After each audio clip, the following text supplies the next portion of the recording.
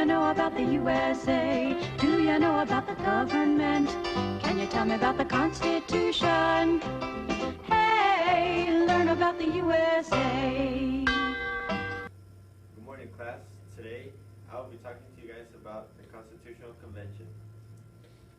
So the Constitution was first signed on September 17, 1787 at the Constitutional Convention. It established America's national government and gave fundamental laws along with the guarantee to certain rights for citizens. This came after the Articles of Confederation because the Articles of Confederation was weak and the states didn't unite together. The new government consisted of three branches: the judicial, the legislative, and the executive. The new system consists of the checks and balances. This makes sure that no branch can get stronger than the other. With the Constitution, it came with the Bill of Rights, which guaranteed individual protection, such as freedom of speech, and many others that you might have heard of: freedom of speech, freedom of press, freedom of religion.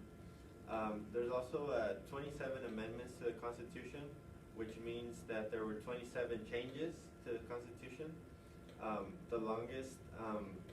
The longest acting government lasted for over 200 years. Now, do we have any questions? Yeah, where was the Constitution brought up? The Constitution was first signed in Philadelphia, Pennsylvania. Any other questions? Yeah, you said there were three branches: the judicial, executive, and legislative. What were those three? Okay, so the judicial branch consists of the court system that we all have around the United States. The executive branch consists of the president, and the legislative consists of the House of Representatives and the Senate, which pretty much check each other for proposed laws. Good morning, class. My name is Mr. Nelson, and I'm here to show some art pieces from the U.S. Constitution. This first picture is the signing of American Constitution. This piece was done by Elbert Herder in 1915. As you can see, this picture consists of focal point that leads directly to George Washington. This may have been because George Washington was a very important figure during the proposition of the Constitution. Washington played a very strong role in the advancement of the Constitution, and Herbert does a great job of centering the attention on Washington. This next picture is of the adoption of the U.S. Constitution in Congress at Independence Hall. This picture took place in Philadelphia on September 1787 and was put together by John H. Froelich. This picture consists of very dark colors. The heads of the individuals lead to the focal point of the middle window. This may have been because he was trying to focus on these three individuals who were trying to propose their ideas of the Constitution to George Washington.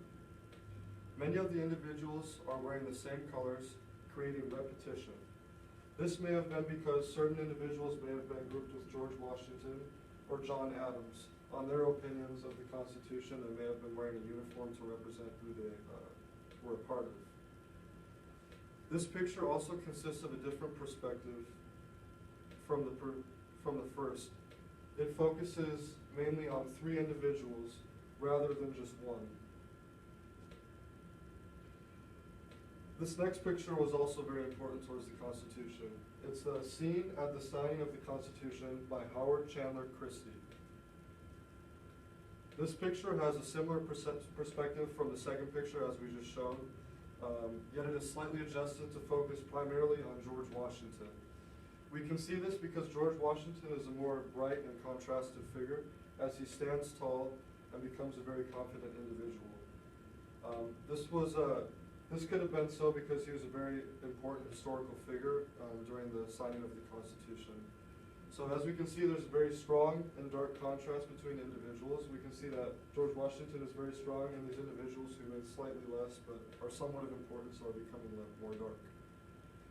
George Washington can be seen as a very powerful individual as he stands tall over all of his peers. Any questions? Yeah. Who's George Washington? George Washington was the first acting president. George Washington made up the first individual to the executive branch, which my colleague stated earlier what the executive branch was. Any other questions? Yeah. Who's the fat guy in the blue? That's funny that you asked. That's Thomas Jefferson. Thomas Jefferson wrote several key elements that helped pass the Constitution and the Bill of Rights. Thomas Jefferson also later became the third president of the United States.